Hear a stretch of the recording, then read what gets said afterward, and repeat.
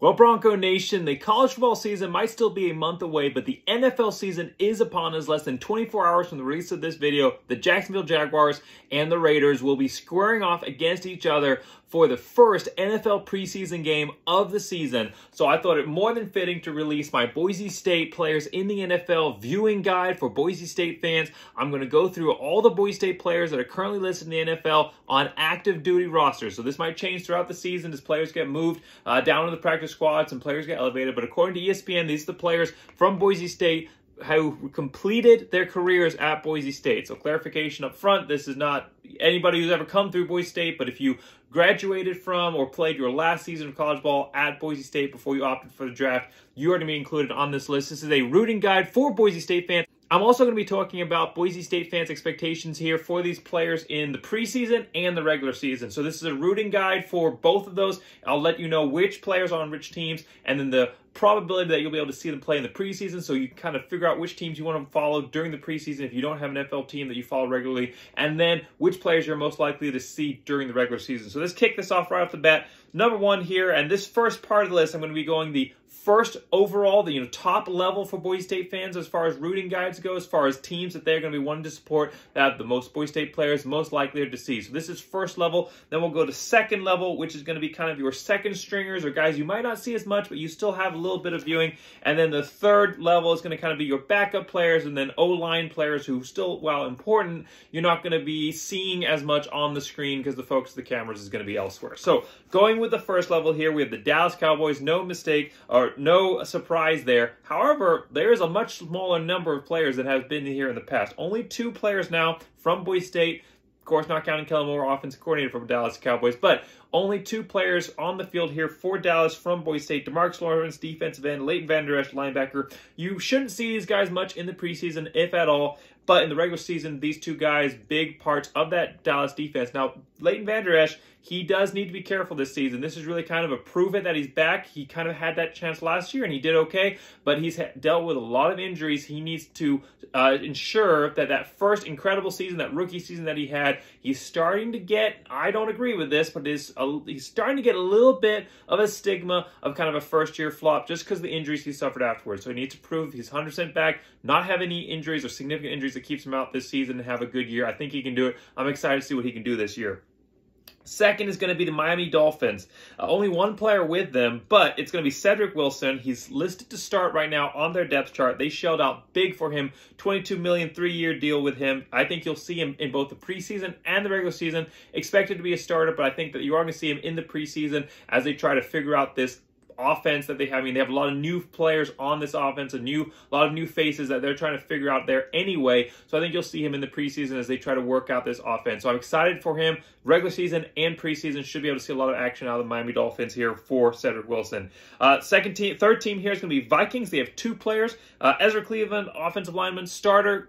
He started last season, did a great job, and he is now listed as their projected starter there for the offensive line, or one of the members on their offensive line. But then Alexander Madison, he's the big reason Vikings are going to be getting to see a lot of action here. Alexander Madison, shouldn't see too much of him there in the preseason, maybe a little bit. He has definitely solidified his spot as the second string there. Not a ton of competition behind him for that second string spot because they already know what they're going to get out of him. I don't know if you'll see too much of him risking injury in the preseason, but you should see a lot out of him in the regular season as he continues to be that third down back, that regular second string player that we see here for the Minnesota Vikings. He's definitely carved out a role for himself in their unit. Buffalo Bills. Buffalo Bills are going to be the last team here in the first round, or the first stack of teams for top players and teams to watch for Boise State fans. Khalil Shakir, wide receiver, rookie. So I think you're going to see him in both the preseason and the regular season. Still trying to work his way into figuring out where he's going to lie on this depth chart, but he has a lot of promise. I think you'll definitely see him in the special teams part. I think it was part of the reason that the Buffalo Bills went to him is because of those special teams abilities, kind of like Avery Williams. But I think you'll also see him being used While maybe not a starter right up front as a rookie here for the wide receiver core, I think you're going to see him making a role, coming in, seeing some action, getting a couple hundred yards or somewhere between 100 and a couple hundred yards, kind of like Hightower did his first season, except that Shakir brings a much more reliable short and middle of field presence versus what Hightower did with his first couple seasons in the NFL. So I think you're going to see him used a lot more frequently. I think he's going to carve out for himself a really nice role on this team in special teams department primarily, but also in the wide receiver unit. So you're going to see him both in the preseason and the regular season. Definitely Buffalo Bills, one of those teams you want to circle and highlight. Make sure you're watching whether you're a fan of them or not. All right, coming into the second tier, the second level. Now, the second tier doesn't mean these guys aren't going to play. Some of these guys are kind of a little bit more of the second string type of level players, but it's just kind of guys that aren't going to be flashing as much, definitely during the regular season, and you may or may not see them as much during the regular season, partially because of their positioning groupings here. So first off, we got the Commanders. They've got 2 players on their team. John Bates, currently listed as second on the depth chart at tight end, but the tight end is a weak spot for the Commanders. They were already trying to move around some of their wide receivers to fill into that tight end role. So John Bates, I think he's going to get some good snaps here in the regular season. I think you'll see him a little bit in the preseason. He saw a little bit of action for them last year. I think that's going to ramp up a little bit more, especially now that they have a better quarterback at helm for the Commanders this year with Carson Wentz. You also have Charles Leno Jr. Starting offensive lineman there for the Commanders. All right, Falcons.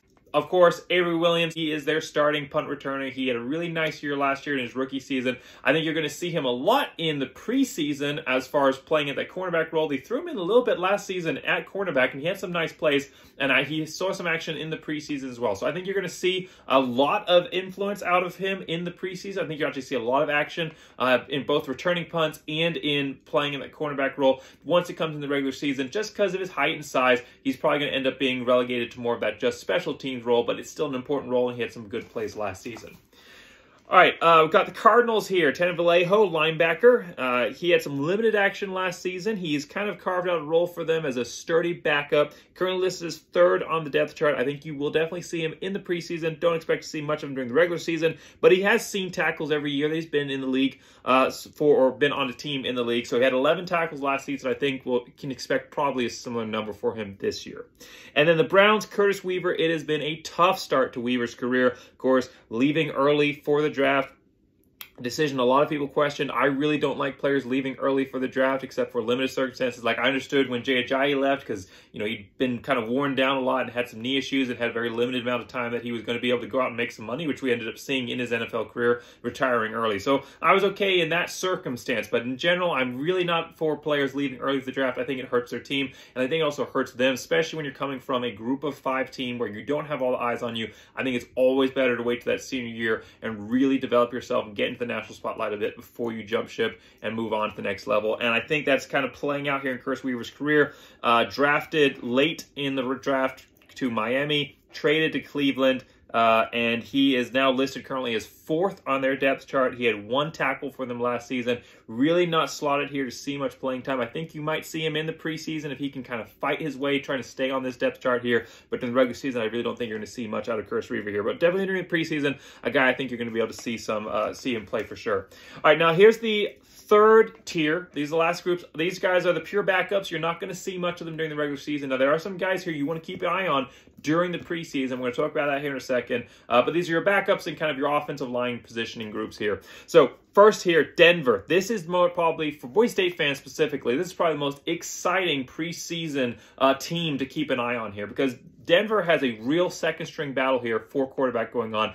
Brett Rippon, not going to take the starter. Russell Wilson's got the starter, the transfer over from the Seahawks. But Brett Rippon has a real chance here to solidify himself as a second string on this roster, which would be huge for him after bouncing back and forth from the scout team and then coming back and being pulled up into the offense. He has spent a lot of time bouncing back and forth between those two, and if he can solidify himself on the roster, he signed a 1-year, $950,000 deal that should give him a chance to make his case for that second string spot. He is fighting 9-year veteran Johnson, who is a very experienced quarterback in this league. league. But Brett Rypien is a smart player. The coaches are always praising him for his intelligence and his abilities. I think, of course, he has a start under his belt. I think that he can build on that. I think that the experience he's got working with a guy like Russell Wilson is only going to help Brett Rypien, an incredibly intelligent quarterback. I think that it's a great quarterback room here for Brett Rypien to be able to learn from great experienced quarterbacks like Wilson and like Johnson. I hope that he's able to outseat Johnson here for the second string spot. I think you'll see a ton of action from him during the preseason. Out of all the NFL teams, Denver's the one I am most excited to watch because I want to see Brett Rypien play. I think you're going to see a ton of action out of him in the preseason. Regardless, I don't think you'll see much out of him in the regular season, barring injury to Russell Wilson. But if he can secure that second string spot, that would be huge for Brett Rypien here, coming in to a little bit later here in his NFL career. Early start has been, like I said, a lot of time in the practice squad. Here's a chance for him to come in. I think it's his, was his fourth year. He was out of there in 2018, so 19, 20, 21, 22. Yeah, so his fourth year in the NFL, a chance for him to secure that second string spot and maybe make some moves in the future. I'm excited to see what happens with Brett Rypien. All right, Eagles. John Hightower, wide receiver. I think you'll see a lot of action out of him in the preseason. He was a guy that came on rookie season, had some opportunities, had some deep balls. I think he had 167 yards receiving his first season, something like that. He had a lot of deep catches, led the team in deep pass receptions for the Eagles, but he had a lot of drops in the preseason and during the regular season in the short to mid-level game, which really hurt him. There's also some rumors out there about some chemistry issues in the locker room between the coaches. So he's still on the team. He's still on the active roster. He has a chance here to make a move up into a position where he could make a case for probably not a starting spot, but maybe a reliable backup or a guy that gets put in positionally, kind of like Cedric Wilson has been doing the last few years. I think he has a chance for that. I think you're going to see a lot of him out of the preseason. He's got to get more consistent there in the mid-range game. If he can do that, if he can shore that up, of course he has a speed, the top-end stuff. He's already seen that in the NFL, but everything else, those are the factors, those mid-range and the short-range abilities. That's where you make your money in the NFL, literally. So if he can shore that up, I think he's going to have a really good chance here to become a reliable asset on this offense. So that's going to be a big part for him in the preseason. I think you'll see a lot out of him. And as far as the regular season goes, I don't know. It's up to him. It's how he plays in the preseason. We'll see what ends up happening for him. But there's definitely a chance. It's pretty much all in his hands right now.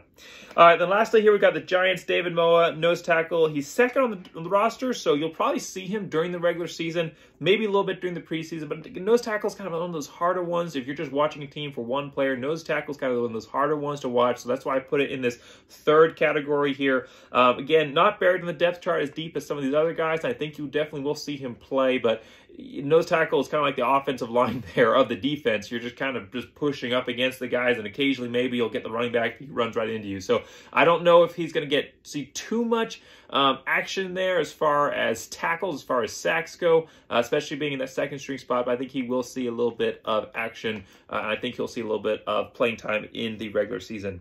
And then lastly, to round out this list, we've got John Mulchin over at Tampa Bay offensive line. So thanks so much for watching this video. I hope you liked it. I used to do these a lot more than I have. When my first season of doing this, I was doing a weekly Boise State players in the NFL, kind of a stats roundup of the week. If that's something you'd be interested in seeing, put it in the comments, let me know. But this is your guide for Boise State players in the NFL. I hope you enjoyed it. I'm planning on maybe doing a total Mountain West one. So again, if you'd be interested in a Mountain West rooting guide as far as catching up on all the players in the Mountain West that are in the NFL, let me know in the comments as well. Thanks so much for watching. And as always, go Big Blue!